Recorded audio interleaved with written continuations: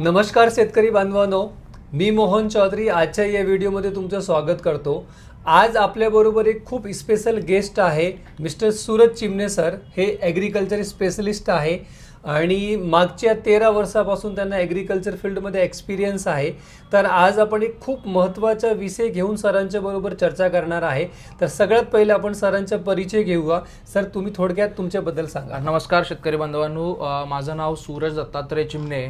गेले 11 ते 13 वर्ष मी या ॲग्रिकल्चर इंडस्ट्रीमध्ये ॲज अ ॲग्रिकल्चर स्पेशलिस्ट म्हणून सध्या काम पाहत आहे आणि शेतकऱ्यांसोबत काम करताना विविध गोष्टींची माहितीसुद्धा मिळाली, त्यांच्याबरोबर काम करण्याची मजासुद्धा आली।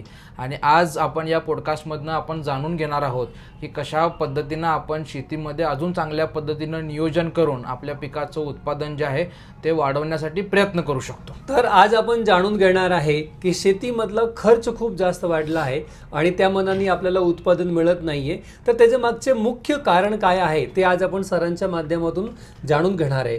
तर सर, काय मुख्य असं कारण आहे की त्यामुळे त्यांना रिझल्ट तेवढा मिळत नाही जेवढा पाहिजे? अगदी बरोबर आहे आणि तुमचा प्रश्न पण सुद्धा व्हॅलिड आहे की शेतकरी आज खूप मेहनत करतोय, पण मेहनत करून सुद्धा त्याचं उत्पादन वाढत नाही, कारण त्याला अनेक गोष्टींना सामोरं जावं लागतं। जसं अडचणी बघायला गेल्या तर आपण शेतकऱ्यांच्या जीवनामध्ये खूप अडचणी आहेत, पण त्यातल्या त्यात शेती करताना येणाऱ्या प्रमुख अडचणी त्यातल्या सगळ्यात पहिलं असतं ते म्हणजे पिकाचं नियोजन करणे। कुठल्या हंगामामध्ये कुठली पिकं लावणे आणि त्या पिकांसाठी आपल्याला काय काय करता आलं पाहिजे, तर ते नियोजनबद्ध असणं खूप महत्त्वाचं आहे। त्यानंतर दुसरी सगळ्यात महत्त्वाची गोष्ट ती म्हणजे नैसर्गिक आपत्ती। जर तुम्ही बघितलं असेल तर शेतकऱ्यांसमोर येणाऱ्या जेवढ्या काही समस्या आहेत त्यातली प्रमुख समस्या जी आहे ती म्हणजे आपली नैसर्गिक आपत्ती।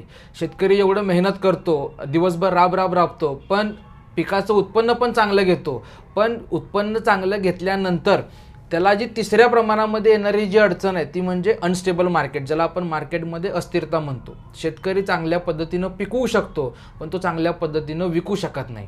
तर तिसरी सगळ्यात महत्त्वाची आहे अनस्टेबल मार्केट। सोबत अजून काही गोष्टी कारणीभूत आहेत की ज्याच्यामुळे शेतकऱ्यांना उत्पादन वाढवण्याच्या दृष्टिकोनामध्ये फार अडचण येते। त्यातलीच एक महत्त्वाची म्हणजे सॉईल टेस्टिंगसुद्धा अत्यंत महत्त्वाची आहे। आणि सगळ्यात शेवटी ते म्हणजे रासायनिक खतांच्या वापरामुळं आपल्या जमिनीमधले जे सूक्ष्म जीवाणू आहेत त्याला जेव्हा आपण बॅक्टेरियल काउंट म्हणतो, हे बॅक्टेरियल काउंटची संख्यासुद्धा कमी होत चाललेली आहे। तर खूप छान सर, आपल्याला इथे 5 कारण समजलं आहे की ज्यामुळे आपल्याला काहीतरी प्रॉब्लेम होतोय। अगदी बरोबर सर, तर तुम्ही हे जे 5 कारण सांगितले हे मला वाटतं अति महत्त्वाचे तुम्ही सांगितलेलं आहे। अगदी बरोबर। पण मला असं दिसून येतो की या 5 पैकी ना 2 गोष्टी आपल्या हातात नाहीये, शेतकऱ्याच्या हातात नाहीये। ते म्हणजे निसर्गाचा जो प्रॉब्लेम असतो तो, आणि दुसरा म्हणजे मार्केट शेतकऱ्याच्या हातात नाहीये। पण बाकीचे जे 3 पॉईंट आहे त्याच्यावर आपण काहीतरी करू शकतो। तर आज आपण या व्हिडिओच्या माध्यमातून डीपमध्ये एका पॉईंटवर जरा चर्चा करणार आहे आणि ही जी चर्चा आहे ही शेतकऱ्यांना कुठेतरी मदत करणार आहे। आणि तर सर मला सांगा की पहिला जो आपला पॉईंट आहे ते म्हणजे क्रॉप प्लॅनिंग। तर क्रॉप प्लॅनिंगमध्ये नेमकं काय काय करायचं असतं आणि त्या क्रॉपच्या बरोबर मी असं माझी इच्छा आहे की तुम्ही थोडंसं त्यांना खताचं पण नियोजन जर तुम्हाला सांगता आलं तर अजून जास्त चांगलं मदत होईल। अगदी बरोबर आहे मोहन सर। जेवढे सगळेजण आपले शेतकरी बांधव जे हे पॉडकास्ट बघतायत त्यांना मी सगळ्यांना सांगू इच्छितो की पिकांचं नियोजन करण्यामध्ये खूप महत्त्वाचा वाटा असतो। जर तुमचं पिकांचं नियोजन व्यवस्थित झालं तर तुम्हाला हवं तसं उत्पादन आपल्याला साधता येतं। मग त्याच्यामध्ये अनेक गोष्टी कारणीभूत ठरतात। सगळ्यात पहिली गोष्ट कारणीभूत ठरते ती म्हणजे पिकांचा हंगाम। जर आपण भारतामध्ये बघितलं तर आपल्या भारतामध्ये एकूण 3 हंगाम असतात, ज्याला आपण पावसाळी हंगाम म्हणतो, खरीफ, रब्बी आणि मग उन्हाळी हंगाम, ज्याला आपण इंग्लिशमध्ये जैद सीझन असं म्हणतो। तर ह्या 3 हंगामांचं नियोजन करत असताना शेतकऱ्याला सगळ्यात पहिली गोष्ट नियोजन करणं खूप चांगलं आहे ते म्हणजे त्याची माती। कारण वेगवेगळ्या पिकांसाठी वेगवेगळी माती उपयुक्त ठरते, वेगवेगळी जमीन उपयुक्त ठरते। त्याच्यामुळं मातीवर सगळ्यात पहिला शेतकऱ्यांचं चांगलं लक्ष असलं पाहिजे।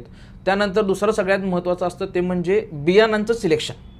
कारण आपलं शेतकऱ्यांचं उत्पादन वाढवण्यासाठी सुद्धा बियाणं अत्यंत महत्त्वाचं आहे। काही वेळेला बियाणं खराब झालं तर सुद्धा शेतकऱ्यांना बऱ्याच प्रमाणामध्ये अडचणी येतात।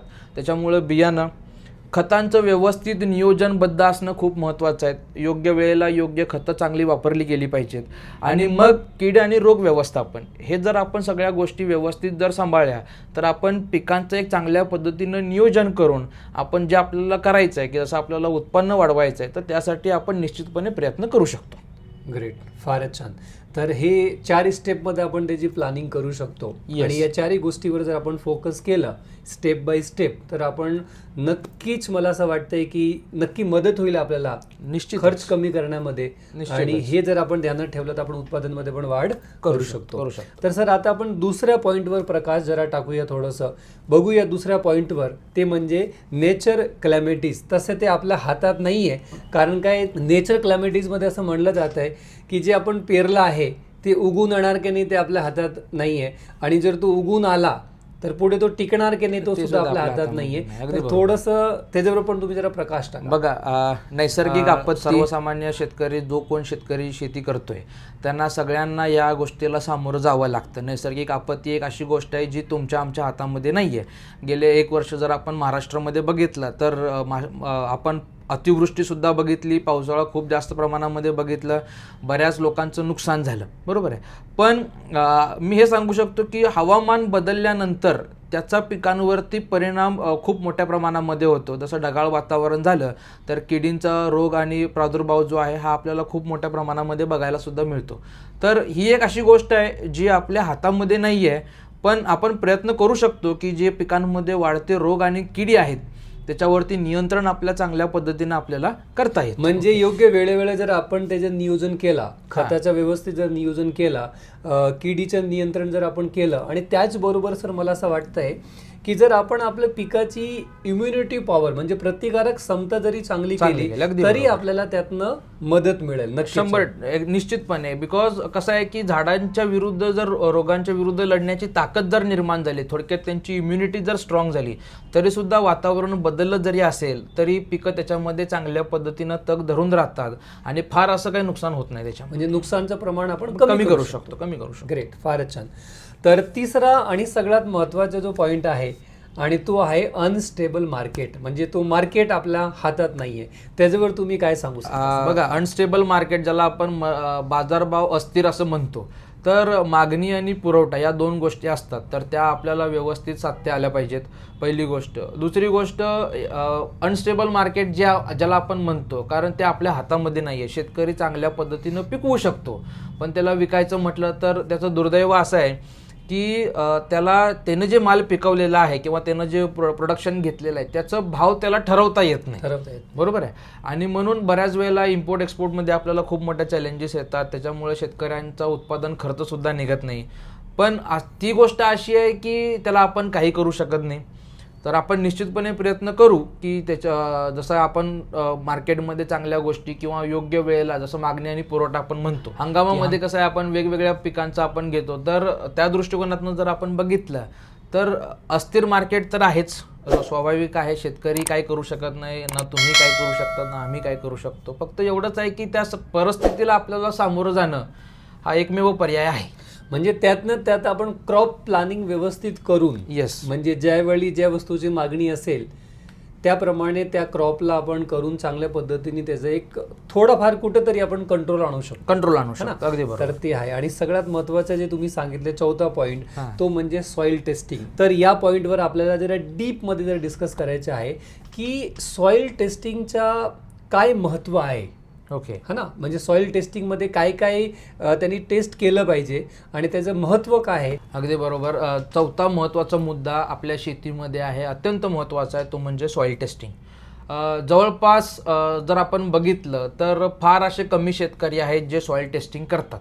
अर्थात सॉइल टेस्टिंग करणं खूप गरजेचं आहे आणि त्याचं कारण असं आहे की सॉइल टेस्टिंग केल्यानंतर तुम्हाला तुमच्या जमिनीमध्ये असणाऱ्या pH म्हणजे तुमच्या जमिनीचा सामू किती आहे, तुमच्या जमिनीमध्ये इलेक्ट्रिकल कंडक्टिव्हिटी ज्याला आपण सॅलिनिटी म्हणतो ती इलेक्ट्रिकल कंडक्टिव्हिटी किती आहे, तुमच्या जमिनीमध्ये ऑर्गॅनिक कार्बन किती आहे. तर ह्या सगळ्या गोष्टींचा समावेश जो आहे तो सॉईल टेस्टिंगमध्ये केला जातो. शिवाय तुमच्या जमिनीमध्ये असणारे जे अन्नद्रव्य आहे, जसं आपण नत्र म्हटलं, स्फुरद म्हटलं, पालाश म्हटलं किंवा सूक्ष्म अन्नद्रव्य जे आहेत, तर ह्या सगळ्या गोष्टी ज्या आहेत त्या आपल्याला कमीत कमी सॉईल टेस्टिंगच्या माध्यमातून आपल्याला समजतात. आणि कुठल्याही शेतकऱ्याला किमान 2 ते 3 वर्षातनं एकदा का होईना सॉईल टेस्टिंग केलं पाहिजेत. आणि सॉईल टेस्टिंग करण्यापाठीमागचा उद्देश असा आहे की तुम्हाला खतांचं नियोजन चांगल्या पद्धतीनं करता येतं. कुठल्या वेळेला कुठली खतं दिली पाहिजेत, तुमची जमीन आणि तुम्ही जे पीक घेताय त्या पिकांसाठी ती जमीन जी आहे ती योग्य आहे की नाही, बरोबर आहे. त्याच्यामध्ये अन्नद्रव्यांची कमतरता कुठली आहे, जी अन्नद्रव्य कमी आहेत ती आपल्याला वाढवली गेली पाहिजेत आणि जी ऑलरेडी जास्त प्रमाणामध्ये आहेत तर ती अन्नद्रव्य आपल्या पिकांना कशा पद्धतीनं उपलब्ध होतील हे सुद्धा आपण बघितलं पाहिजेत.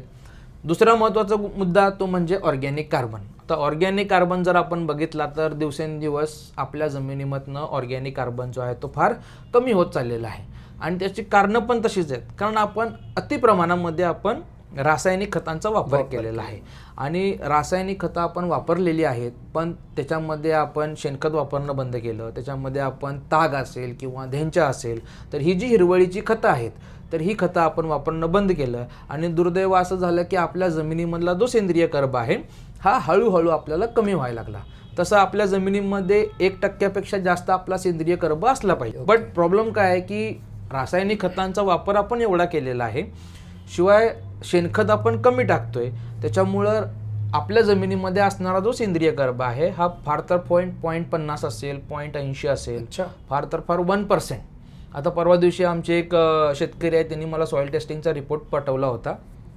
कोकणातले शेतकरी आहेत, त्यांच्या जमिनीमध्ये मी सेंद्रिय कर्ब बघितला तर तो बघून फार छान वाटला. बिकॉज 1.29 समथिंग त्यांच्या जमिनीमधला सेंद्रिय कर्ब होता. खूप कमी लोकांचा एवढा येतो. अगदी बरोबर आहे. मी गेले 11 वर्ष काम करतोय आणि ज्या ज्या शेतकऱ्यांनी मला त्यांच्या सॉईल टेस्टिंगचे रिपोर्ट पाठवलेले आहेत त्या रिपोर्टमध्ये सगळ्यात पहिला मी बघतो ते म्हणजे जमिनीमध्ये सेंद्रिय कर्बाचं प्रमाण काय आहे, पहिली गोष्ट. दुसरी गोष्ट बघितली पाहिजे तुमची जमीन कशी आहे, तुमची जमीन आम्लधर्मी आहे का, जमिनीमध्ये क्षारांचं प्रमाण जास्त वाढलं आहे, हे सुद्धा पाहणं खूप गरजेचं आहे. आणि तिसरी सगळ्यात महत्त्वाची गोष्ट ज्या प्रत्येक शेतकऱ्यांना सॉईल टेस्टिंगची रिपोर्ट केल्यानंतर किंवा सॉईल टेस्टिंग केल्यानंतर त्याच्यामध्ये एक गोष्ट पाहणं महत्त्वाची आहे, ते म्हणजे त्यांच्या जमिनीमध्ये असणारी इलेक्ट्रिकल कंडक्टिव्हिटी, त्याला आपण EC म्हणतो. युजली ही 1पेक्षा कमी असली पाहिजे. 1पेक्षा कमी असली तर ते आपल्या पिकांसाठी उपयुक्त ठरते आणि 1पेक्षा जास्त असली तर ते आपल्या पिकांसाठी घातक ठरते. म्हणून जेवढे सगळे शेतकरी बांधव आज हा पॉडकास्ट बघतायत, मला त्यांना एकच सांगणं आहे की किमान तुम्ही 2-3 वर्षातनं एकदा तर का होईना तुम्ही सॉईल टेस्टिंग करा. तुम्हाला खतांचा खर्चसुद्धा तुम्हाला नियंत्रण करता येतो.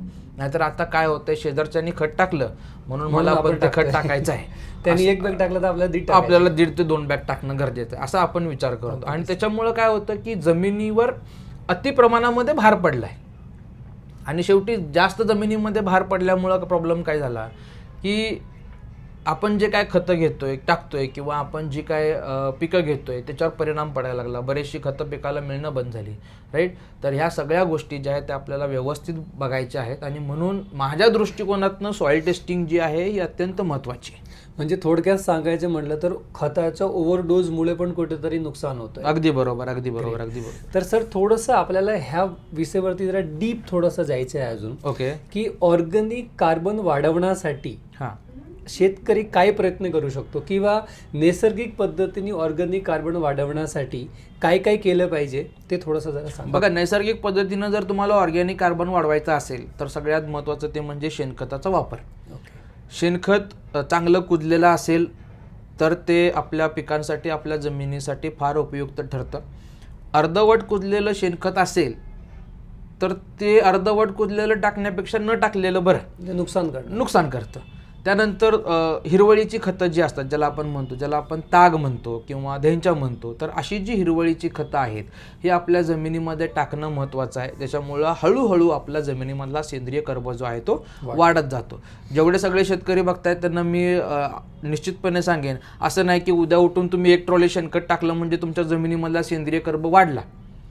तर त्याला वेळ लागतो, हळूहळू तो सेंद्रिय कर्ब वाढतो आणि हे सगळं करत असताना रासायनिक खतांचा वापर हा आपल्याला कमी करायचा आहे. म्हणजे इकडं शेणखत टाकायचं आणि इकडं रासायनिक खत जास्त प्रमाणामध्ये वापरायचं असं आपल्याला करायचं नाहीये.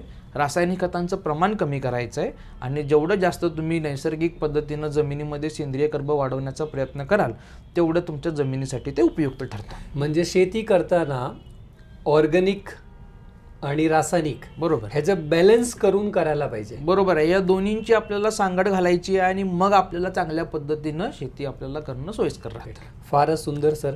दुसरा जो आपला पॉइंट आहे तो म्हणजे पीएच बॅलन्स. अगदी तर बरोबर. पीएचचा काय महत्व असतो ओके, आपल्या शेतीमध्ये पीएचचा काय महत्व असतो ते थोडक्यात जरा सांगा. जेवढे सगळे शेतकरी बांधव आहेत जे हा पॉडकास्ट बघतायत त्यांना निश्चितपणे सांगेन की बऱ्याच लोकांना पीएच म्हणजे काय माहीत नसतं. तर त्याला आपण पोटेन्शियल ऑफ हायड्रोजन म्हणतो. ठीक आहे. तर पीएचची एक स्केल असते, 0 पासून स्टार्ट होते आणि 14 पर्यंत त्याचा संपते ती. तर त्याला वेगवेगळ्या भागामध्ये विभाजन केलेलं आहे. जसं आपण 0 to 5 किंवा 6 पर्यंत जर आपण बघितलं तर त्याला आपण ॲसिडिक म्हणतो. 6 to 7 हा जो आहे ज्याला आपण न्यूट्रल म्हणतो आणि 7.5 पेक्षा जर वर गेला असेल तर त्याला आपण अल्कलाईन म्हणतो. अल्कलाईन म्हणजे थोडक्यात क्षारांचं प्रमाण जे आहे ते जास्त वाढलेलं आहे.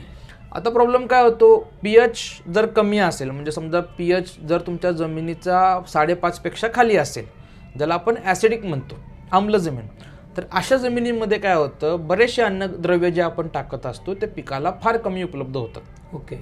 त्यातल्या त्यात सांगायचं म्हणजे की तुमचं फॉस्फरस, स्फुरद ज्याला आपण म्हणतो, याची उपलब्धता जी आहे ही फार कमी होते आणि अशा जमिनीमधलं पीएच जो आहे हा आपल्याला बॅलन्स करणं खूप महत्त्वाचं असतं. ओके. आणि जरी तुमच्या जमिनीचा पीएच वाढला असेल म्हणजे 7.5 पेक्षा 7-7.5 पेक्षा जर वर गेला असेल तरीसुद्धा बरेचशी अन्नद्रव्य आपण आपल्या जमिनीमध्ये जे टाकत असतो ते पिकाला घेता येत नाही. म्हणजे एक साधं आणि सोपं उदाहरण द्यायचं म्हणजे तुमच्या समोर ताट ठेवलेलं आहे ओके आणि तुमचा हात आणि तोंड बांधलेलं आहे, तुम्हाला खाता येणार नाही. आणि पीएच हा आपल्या खतांवरती पण व्हॅरी करतो. बऱ्याच वेळेला पीएच वाढल्यामुळे काय होतं, अन्नद्रव्यांचा अपटेक जो आहे ज्याला आपण अपटेक कॅपॅसिटी म्हणतो याच्यावर सुद्धा परिणाम होतो. म्हणून पीएच हा खूप इम्पॉर्टंट फॅक्टर आहे आपल्या जमिनीमध्ये. म्हणजे जर पीएच बॅलन्स नसेल तर आपण केलेला खर्च वाया जातो. अगदी बरोबर. अगदी ते खत पिकाला अपटेक करता येत नाही, मग ते खत टाकून पण आपल्याला रिझल्ट मिळत नाही. तर बघा शेतकरी मित्रांनो, आपल्या जमिनीमध्ये आणि पाण्याचं पीएच बॅलन्स असणं किती महत्वाचं आहे. पीएच बॅलन्स करून आपण खताचं अपटेक वाढवू शकतो. त्यामुळे आपलं जमिनीचं आणि पाण्याचं पीएच बॅलन्स असला पाहिजे. अगदी बरोबर आहे. ग्रेट, फारच छान सर. आता आपण शेवटच्या पॉईंटकडे जाऊया, जो आपला 5वा पॉईंट आहे तो म्हणजे बॅक्टेरियल काउंट. तर नेमकं हे बॅक्टेरियल काउंट म्हणजे बॅक्टेरिया. अगदी बरोबर. ठीक आहे. तर हे बॅक्टेरिया कुठले बॅक्टेरिया जास्त महत्वाचे असतात. ओके. ठीक आहे. त्याला वाढवण्यासाठी आपण काही करू शकतो आणि त्या बॅक्टेरियाचं नेमकं रोल काय असतं. ओके. म्हणजे त्याचं काम काय. सगळ्यात महत्त्वाची गोष्ट की आपल्या भारतामध्ये बरेच शेतकरी जे आहेत हे रासायनिक खतं मोठ्या प्रमाणामध्ये वापरत असतात, पण दुर्दैव असं आहे की फार कमी अशा लोकांना बॅक्टेरियांबद्दल माहिती असते. तसं जर तुम्हाला सांगायचं म्हटलं तर आपल्या पिकाला लागणारी एकूण अन्नद्रव्य ती म्हणजे 16 ते 17 अन्नद्रव्य लागतात. ओके. त्यातली मुख्य अन्नद्रव्य जर आपण सांगायची म्हटली तर नत्र झालं, स्फुरद झालं, पालाश झालं, ही आपली मुख्य अन्नद्रव्य झाली.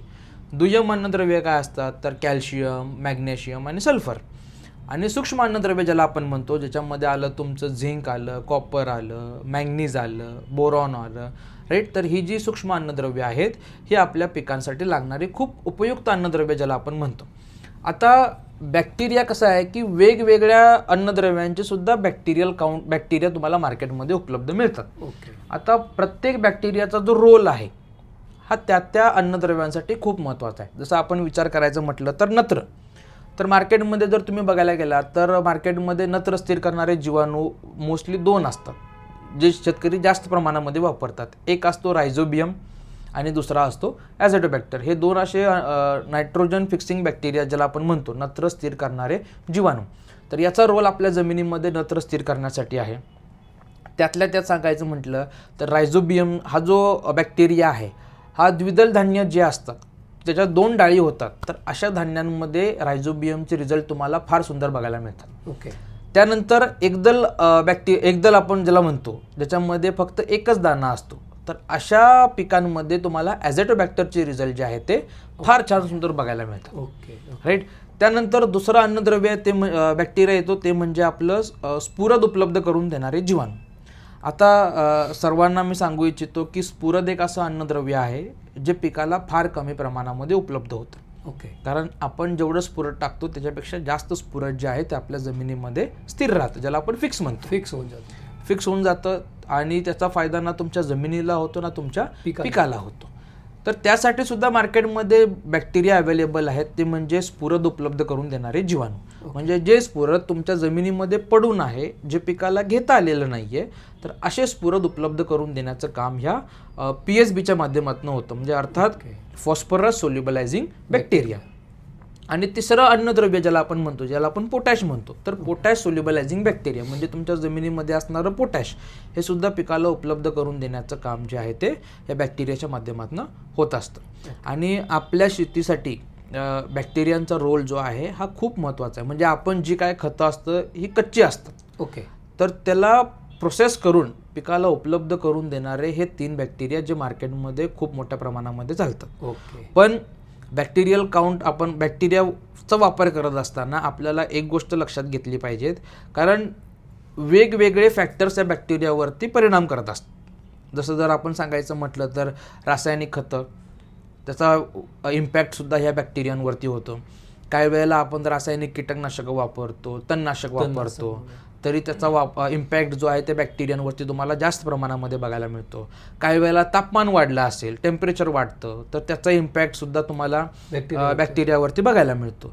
तर साधारणतः बॅक्टेरियल काउंट जो आहे हा आपल्या जमिनीमध्ये चांगला असला पाहिजे, त्याच्यामुळे आपले बरेचसे प्रॉब्लेम जे आहेत ते सॉल्व्ह होत आहेत. तर फारच छान सर, इथे आपल्याला एक सिंपल गोष्ट समजली आहे की आपण दिलेले अन्नद्रव्य पिकापर्यंत उपलब्ध करून देण्यासाठी बॅक्टेरियाचा एक रोल असतो. बरोबर. जर आपल्या जमिनीमध्ये बॅक्टेरिया काउंट कमी असेल तर आपण खत टाकलं तरी कदाचित आपल्याला तो रिझल्ट मिळणार नाही. त्यामुळे खताबरोबर आपण बॅक्टेरिया सुद्धा दिला पाहिजे. अगदी बरोबर. तर एखादी काही टीप जर मिळाली तर आम्हाला अजून जास्त मजा येणार की बॅक्टेरिया वाढवण्यासाठी नैसर्गिक काय काय आपण करू शकतो की त्यामुळे आपला बॅक्टेरिया वाढू शकतो. बघा, आपल्या जमिनीमध्ये जर तुम्हाला सूक्ष्म जीवाणूंची संख्या वाढवायची असेल तर तुम्हाला जमिनीमध्ये सेंद्रिय कर्ब वाढवा, पहिली गोष्ट. दुसरी गोष्ट, कमीत कमी रासायनिक खतांचा वापर करा.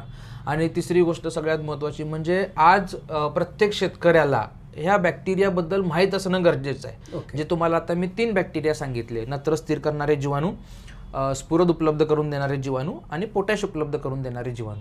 तर जेवढं जास्त तुम्ही ह्या बॅक्टेरियांचा वापर कराल तेवढं तुमचं रासायनिक खतांचा जो होणारा खर्च आहे हा सुद्धा तुम्ही या बॅक्टेरियांच्या माध्यमातून कमी करू शकता. म्हणजे हे NPK बॅक्टेरिया आहे. येस. NPK उपलब्ध करून द्यायचं काम हे बॅक्टेरियाच्या माध्यमातून होत असतं. पण मला तुमच्याकडनं जाणून घ्यायचं आहे, तुम्ही ॲग्रिकल्चरमध्ये एवढ्या छान पद्धतीनं काम करताय आणि तुम्ही काम करत असताना किंवा शेतकऱ्यांमध्ये ज्या वेळेला तुम्ही जाता, शेतकऱ्यांशी ज्या वेळेला तुम्ही चर्चा करता, ते काम करत असताना तुमच्या समोर येणाऱ्या प्रमुख अडचणी कुठल्या? सगळ्यात पहिले तर सर मी तुमचे धन्यवाद आणि आभार व्यक्त करेल, कारण काय तुम्ही जी 5 ही पॉईंट्सला एकदम डीपमध्ये जे कव्हर केलं आहे ते अति महत्त्वाचे आहे आणि मला असं वाटतं की या पॉईंट्सवर काम करून शेतकऱ्यांना नक्कीच फायदा होईल. अगदी बरोबर. तर 7.5 वर्षापासून मी पण या ॲग्रिकल्चर फील्डमध्ये काम करतोय. तर हे काम करताना एक बेसिक प्रश्न नेहमी विचारला जातो मला शेतकऱ्यांकडून. तो असा प्रश्न आहे की सर आम्ही ब्रँडेड खत यूज करतो, आम्ही टाटा, सिजेंटा एकदम ब्रँडेड खत यूज करतो, ब्रँडेड कीटकनाशक किंवा आम्ही खत जे पण आहे ते फवारणी घेतो, पण तरी आम्हाला रिझल्ट मिळत नाही. आणि कधी कधी लोकांचं असं पण म्हणणं असतं की सर इतका ब्रँडवाला प्रोडक्ट वापरला आहे पण तरी कीड काय आमची गेली नाही, किंवा आम्ही जे खत टाकलंय ते आम्हाला यूज झाले नाहीये किंवा त्याला रिझल्ट मिळत नाहीये. हा एक खूप मोठा आणि कॉमन प्रश्न आहे सर. तर बघा, मागचं कारण जरा थोडं सांगा. चलो, मी तुम्हाला आज जो तुमचा प्रश्न आहे त्या प्रश्नावरती समाधानकारक उत्तर देण्याचा मी प्रयत्न करीन. तसा तुमचा प्रश्न होता की खतांचा खर्च वाढत चाललेला आहे, बरोबर आहे? बरोबर. आता हे आपण एक लक्षात घेऊया की आपण जे काय खतं देत असतो, दाणेदार खतं असतील, तर आपण एक गोष्ट समजून घेऊ. जसं आपण एक घास जो आहे तो 32 वेळा चावतो. तर चावण्यापाठीमागचं कारण काय आहे की जेवढं जास्त वेळा आपण ते चावू त्याची बारीक पेस्ट तयार होते आणि ते आपल्या लिक्विड फॉर्ममध्ये होता आणि ते आपल्या पचन क्रियेसाठी सगळ्यात सोपं असतं. बरोबर आहे. आता प्रॉब्लेम काय होतो, आपण दाणेदार खतं टाकतो, ठीक आहे, पण पिकाला जे लागणारं अन्नद्रव्य असतं किंवा पिकाला लागणारं जे खत असतं ते आपल्याला लिक्विडमध्ये पाहिजे असतं. ओके. बऱ्याच वेळेला शेतकऱ्यांचा प्रॉब्लेम काय येतो की त्यांनी खत तर टाकलंय, शेतकरी म्हणतो मी खत तर टाकलंय, पण टाकलेलं खत आहे त्या ठिकाणीच पडून राहतं, ते पिकाला मिळत नाही. बरोबर आहे. मग त्याच्यामध्ये आपल्याला काय करावं लागतं, त्याच्यामध्ये अशी एक गोष्ट मिसळावी लागते की जे करून त्या खताचं विघटन पण चांगल्या पद्धतीने होईल आणि जे खत आपण देतोय ते पिकाला चांगल्या पद्धतीने मिळेल सुद्धा. ओके. मग असं जर आपण करत राहिलो तर निश्चितपणे रासायनिक खतांचा खर्च जो आहे तो आपण कमी करू शकतो. मार्केटमध्ये आज जर आपण बघितलं तर ॲग्रिकल्चरमध्ये खूप अशा ऑप्शन्स अवेलेबल आहेत की जे तुमचा रासायनिक खतांचा खर्च किंवा रासायनिक खतांना विघटन करण्याचं काम सुद्धा ते करत असतात आणि फार छान रिझल्ट त्यांना शेतकऱ्यांना मिळतात. ओके.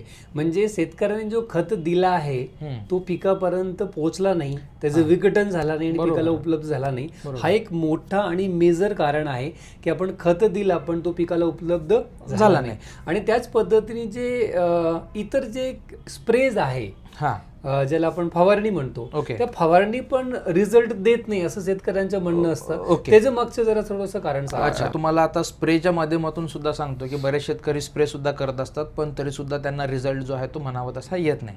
ऍक्च्युली मगाशी माझा एक पॉईंट राहिला होता. बऱ्याच वेळेला काय होतं की आपल्या खतं जे आपण देत असतो तर जास्त प्रमाणामध्ये खतं दिल्यानंतर आपल्या मातीचं आरोग्य सुद्धा आपल्याला मोठ्या प्रमाणामध्ये आपलं खराब होतं. आणि थोडक्यात मातीचं आरोग्य खराब होणं म्हणजे काय, आपल्या जमिनीमध्ये असणारा पीएच जो आहे तो वाढत जातो. ओके. तर आपल्याला काय करायचं आहे की आपल्या मातीला सुद्धा काही हानी पोचवायची नाहीये आणि टाकलेली खतं सुद्धा आपल्याला पिकाला उपलब्ध करून द्यायची. ठीक आहे. दुसरा प्रश्न जो तुमचा होता की शेतकरी बरेच स्प्रे काढत असतात, म्हणजे आज मी एवढं सांगायचा प्रयत्न करेन या पॉडकास्टच्या माध्यमातून की आपल्या पिकांमध्ये जी येणारी कीड आहे ती कीड एवढी हुशार झाली.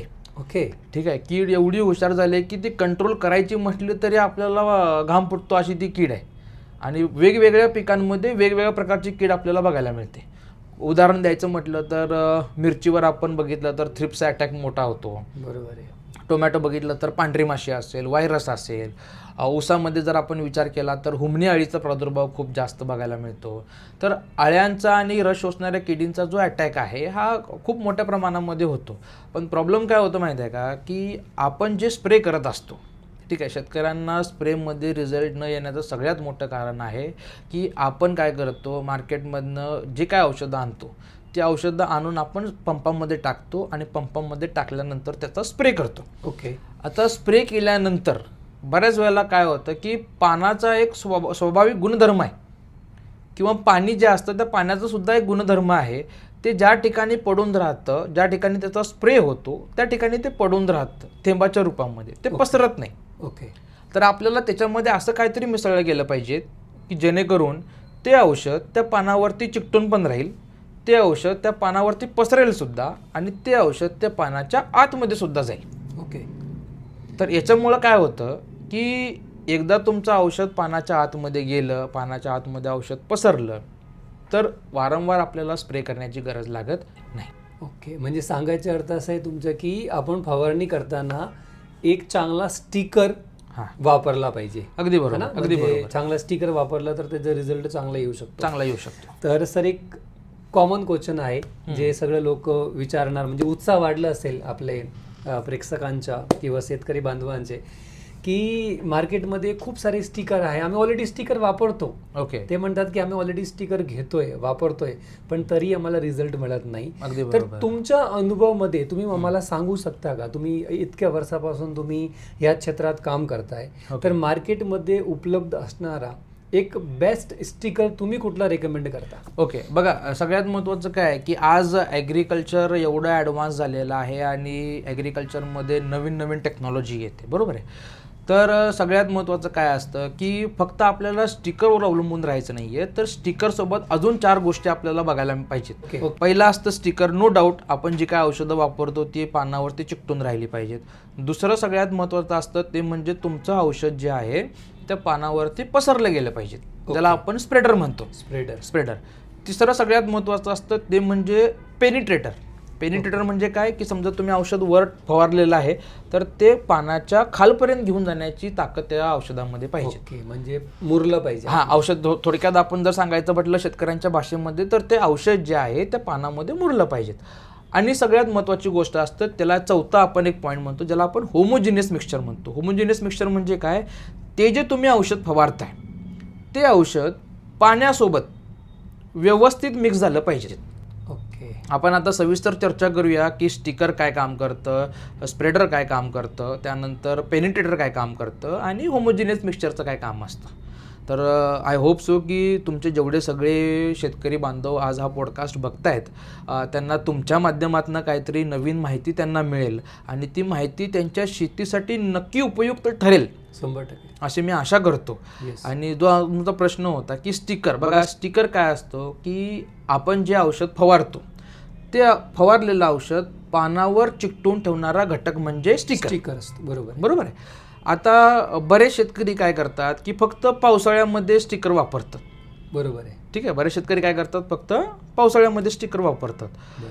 आता मी असं म्हणेन की फक्त पावसाळ्यामध्ये न वापरता तुम्ही ज्या ज्या वेळेला तुमच्या पिकांमध्ये स्प्रे कराल त्या वेळेला तुम्हाला ते वापरणं खूप महत्त्वाचं आहे. ओके. ठीक आहे. आता समस्या काय येते पावसाळ्यामध्ये, तर पाऊस पडत असतो.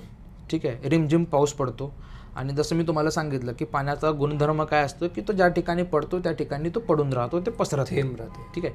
बऱ्याच वेळेला काय असतं शेतीमध्ये स्प्रेइंग करत असताना हवा असते. हवा असल्यामुळे काय होतं फवारलेलं औषध हे तुमचं पान हल्लं की तुमचं औषध खाली पडून जाण्याची शक्यता असते. बरोबर आहे. किंवा ऊन असेल तर त्याचं बाष्पीभवन सुद्धा तुम्हाला जास्त प्रमाणामध्ये बघायला मिळतं.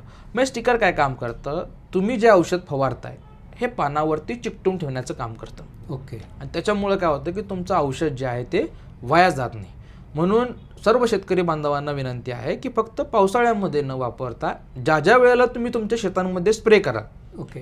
मग एखादं टॉनिक फवारला असेल, एखादं कीटकनाशक फवारला असेल, एखादं वॉटर सोल्युबल खत वापरला असेल तर त्या प्रत्येक स्प्रेमध्ये ते वापरणं खूप महत्त्वाचं आहे. ओके. राईट. दुसरी महत्त्वाची गोष्ट जसं तुम्ही मगाशी मला म्हटलं की वेटरचं काय काम असतं. वेटर म्हणजे थोडक्यात काय की आपल्या जमिनीमध्ये ओलावा टिकवून ठेवणे. ओके. बरोबर आहे. आता जमिनीमध्ये ओलावा हा अत्यंत महत्त्वाचा आहे. बरोबर. कारण जमिनीमध्ये जर ओलावा नसेल तर शेतकऱ्यांना अनेक समस्या येतात. बरेच शेतकरी मेहनत करतात. बघा शेतकरी मेहनतीला कुठेही कमी पडत नाही. नाहीच पडत. नाही पडत. खर्चाला बरोबर पण आहे. कमी पडत नाही. खर्चाला पण कमी पडत नाही. पण शेतकऱ्यांसमोर येणारी अजून एक अडचण जी मगाशी राहिली होती ती म्हणजे योग्य वेळेला योग्य प्रोडक्ट वापरणं आणि ते औषध व्यवस्थित आहे की नाही म्हणजे त्या स्टेजमध्ये लागणारे घटक त्याला वापरता आले पाहिजेत. बरोबर आहे. आज शेतकऱ्यांना औषध घेणं अवघड नाही आहे. शेतकऱ्यांना अवघड काय माहिती आहे का, योग्य औषध घेणं. बरोबर आहे. भरपूर सारे कीटकनाशक आहेत, भरपूर सारे बुरशीनाशक आहेत. प्रत्येक किडींवरती रोग वेगळा, प्रत्येक बुरशीवरती बुरशीनाशक वेगळं. बरोबर आहे. बरोबर आहे. म्हणून ह्या सगळ्या गोष्टी आपल्याला बघायच्या. आता जो आपला मुद्दा होता वेटरचा, वेटर काय करतं तुमच्या जमिनीमध्ये वापसा टिकवून ठेवतं. आणि त्याचा फायदा काय होतो की जर तुमच्या जमिनीमध्ये वापसा असेल तर तुम्ही टाकलेली खतं, फवारलेली औषधं याचा रिझल्ट जो आहे तो तुमच्या पिकाला चांगल्या पद्धतीनं बघायला मिळतो. म्हणून वेटरसुद्धा आपल्या जमिनीमध्ये असणं खूप महत्त्वाचं आहे. जे तुम्ही वापरताय औषध त्याच्यामध्ये वेटर हा गुणसुद्धा असणं खूप महत्त्वाचं आहे. ओके. खूपच महत्त्वाची माहिती. म्हणजे स्टिकर निवडताना आपण एक असा स्टिकर निवडला पाहिजे की त्या स्टिकरमध्ये स्टिकर पण असला पाहिजे, स्प्रेडर पण असला पाहिजे, वेटर असला पाहिजे, मिक्सर असला पाहिजे आणि त्यातनं त्याच तुम्ही मगाशी सांगितलं होतं की तो पीएच पण मेंटेन करण्यासाठी मदत करणारा प्रोडक्ट पाहिजे. अगदी बरोबर. तर सर तुम्ही इतक्या वर्षापासून मार्केटमध्ये काम करताय, एखादा चांगला स्टिकर तुम्ही कुठला सुचवाल म्हणजे तो एकदम बेस्ट रिझल्ट, डोळे झाकून हे सगळं काम करणारा स्टिकर तुमच्या ध्यानात मार्केटमध्ये बेस्ट स्टिकर कुठला? ओके. बघा जसे मार्केटमध्ये जर बघायला गेलं तर आपण खूप सारे स्टिकर्स अवेलेबल असतात, खूप सारे स्प्रेडर अवेलेबल असतात. पण आपल्याला काय करायचं आहे की वेगवेगळी औषधं न घेता असं काय कॉम्बिनेशन आपल्याला बघायचं आहे की ज्यामध्ये सगळेच घटक तुम्हाला एका ह्याच्यामध्ये सगळे घटक मिळून जातील. आणि गेले मी कित्येक वर्ष ॲज अ ॲग्रिकल्चर स्पेशलिस्ट म्हणून काम पाहतोय आणि ॲग्रिकल्चर कन्सल्टंट म्हणून काम पाहतोय. तर माझ्या माहितीनुसार तसं मार्केटमध्ये खूप सारे अवेलेबल आहेत. पण जो आमच्या शेतकऱ्यांनी आम्हाला फीडबॅक दिलेला आहे किंवा जो आमचा शेतकरी जे प्रोडक्ट वापरत असतो त्याच्या सांगण्यानुसार एक असं प्रोडक्ट जे आहे जे आपल्याला मार्केटमध्ये खूप नाव बघायला मिळतं, त्याचं खूप नाव ऐकायला मिळतं, ते म्हणजे एक वेस्टीज कंपनीचं ॲग्री82. ॲग्री82 फीडबॅक चांगला आहे. म्हणजे ते लोक ॲग्री82चं एक नावच आहे.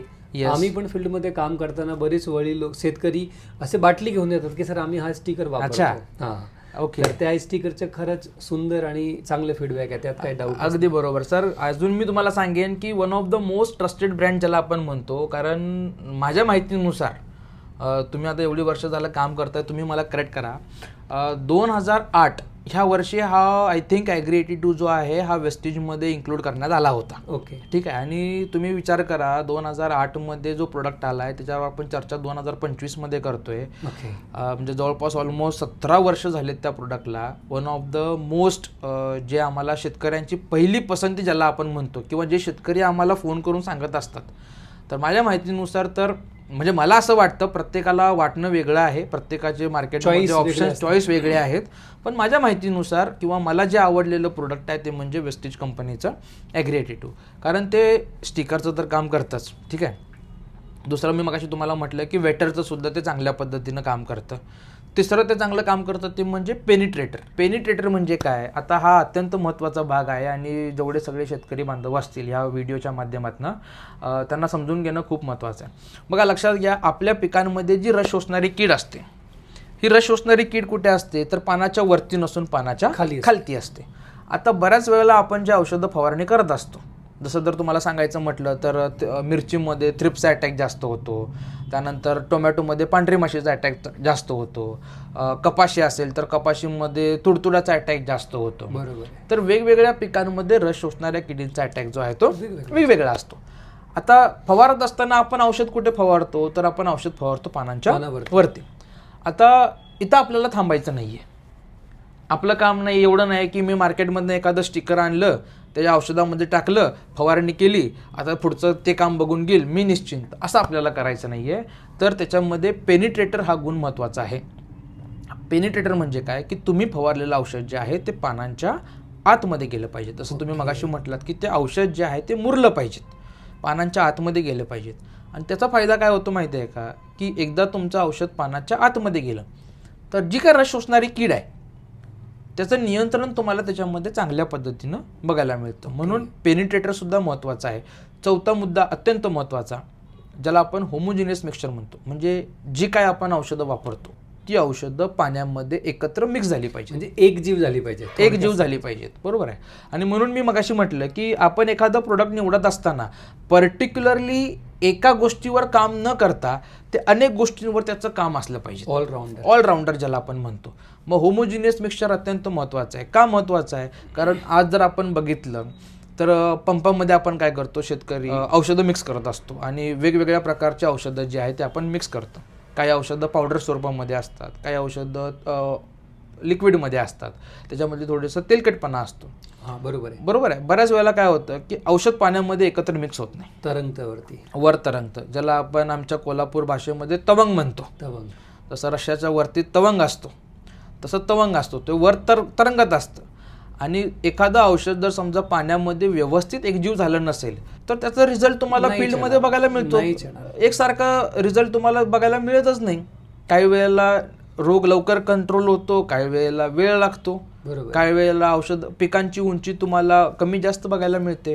आणि म्हणून सगळ्यात महत्त्वाचं आहे ते म्हणजे औषधं जी आहेत, जी काय आपण वापरतोय, मग कीटकनाशक असेल, बुरशीनाशक असेल, पाण्यात विरघळणारी खतं असतील, टॉनिक असेल, तर ही सगळी औषधं जी आहेत ती पाण्यामध्ये एकजीव असली पाहिजे, एकजीव झाली पाहिजे. त्याच्यामुळं ज्या वेळेला तुमची औषधं पाण्यामध्ये मिक्स होतील त्यावेळेला तुम्हाला पिकांवरती रिझल्टसुद्धा चांगला बघायला मिळतो.